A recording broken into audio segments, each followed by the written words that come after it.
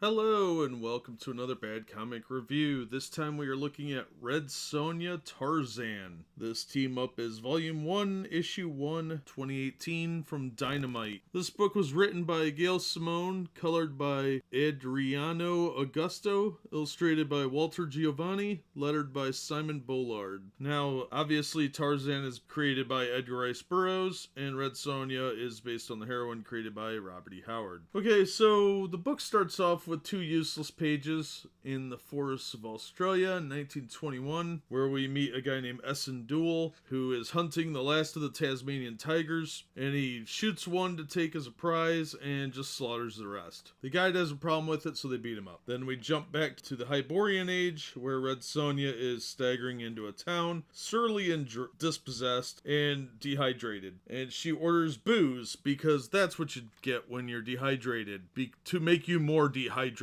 So she punches a couple guys out because they're catcalling her, because that was a problem. Okay, that's dumb. It's a silly cartoonish sequence. She looks like a mean person. People wouldn't do that even in this time. It's this dumb. Then we jump back to 1922 and we learn from a cook and I think a midget, I don't know, who are talking. The cook is just named Cook. Tarzan is going to meet Duel at his mansion, and Duel gives him a tour of his really crude personal zoo, which was actually not that uncommon. It was a little more common in the 1800s, the late 1800s rather, than it would have been in the early 1900s, but still plausible. The guy is trying to buy out some of Greystoke's friend's land in Africa and wants to use it as a hunting lodge. Well, Lord Greystoke will have none of that, so he has arranged to purchase all the land within a mile around the location, so the guy can't get in or out, because they'll have all the hunting rights, all the waterway causeways, and all the roads locked up in his possession, so the guy will be forced to sell to him, because he can't ever get there. Helicopters haven't been invented yet. Then we cut back over to Red Sonja, who is telling us about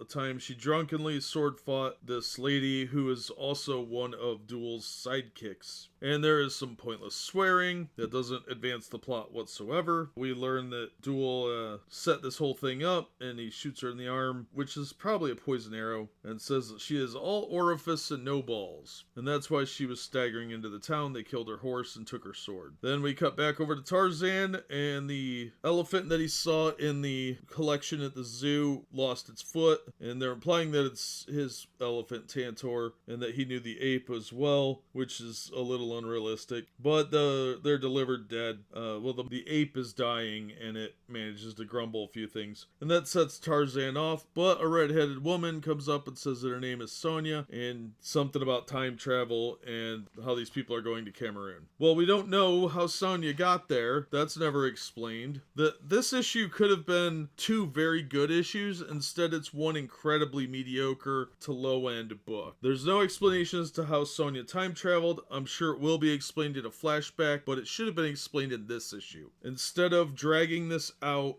with whatever's coming next, this issue should have been more of an establishing issue, focusing on one character and how the character meets the other one. If they want to split it into a dual story, it could have been much better handled than this. And the catcalling was dumb and pointless, added nothing to the story, and it wasted a full page. And there's a full page spread right before that was equally pointless. That could have been a half page and had the same effect. The first 4 pages rather, with the hunting of the Tasmanian tigers, completely irrelevant and pointless. It was just done to show the guy's evil. Well, we could have established that from his zoo and the poor maintenance there. And actually would have had more effect than these first 4 pages. These first 4 pages kind of detract from the effect of Tarzan seeing the zoo. So it actually minimized the effect of the dilapidated zoo area and the guy's cruelty. So I think that was a waste of space. The description of Sonja really doesn't fit with what was previously done. It says that she enjoys pleasures of the flesh and drinking. Well, everybody drank back then, for one thing, because most water wasn't sanitary. But at the same time, she's an experienced traveler, so she wouldn't have ordered alcohol, or at least strong alcohol, because that's what she orders, is the strongest drink. She wouldn't have ordered that because it would dehydrate her, and they're in the desert. Second of all, she's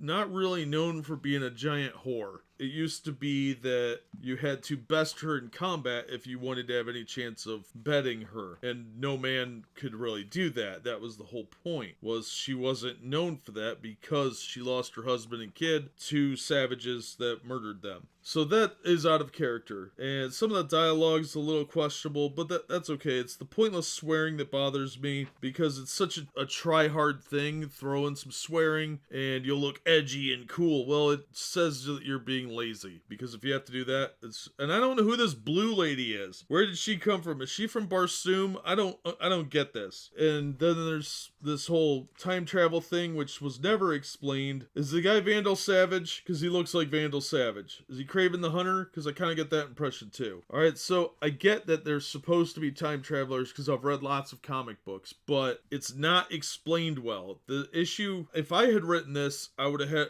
start off with Red Sonja through most of the book as she encounters these people, gets in a fight with them, loses her horse and sword, and finds out that they disappeared somehow or something like that. Then cut forward to 1922 and John Clayton, Lord Greystoke, dealing with this guy in his zoo and not having any relations specifically with the animals, but other than the fact that they're being caged and in a bad condition. And it comes out during the conversation that he is a big game hunter, he's very cruel, and he's not a well-liked person. Then have some sort of connection between the two. Obviously this guy Duel is somehow alive in both time frames, but I wouldn't have just thrown Red Sonja in at the end and been like, oh look, she's in the future. It doesn't explain anything. Maybe she followed them through a portal. Maybe somebody summoned her here. It would have been a lot better that way than to do it in this awkward, sudden closure manner that doesn't make a lot of sense and isn't explained at all. I don't think I'd recommend this. I'll probably read the next issue to see if it gets any better, but the characters don't seem to be quite like they're supposed to be, and I don't like the what feels to me like a lack of research of both characters and the generic evil hunter guy. I think that could have been done better with a better use of the visual sequencing and better writing.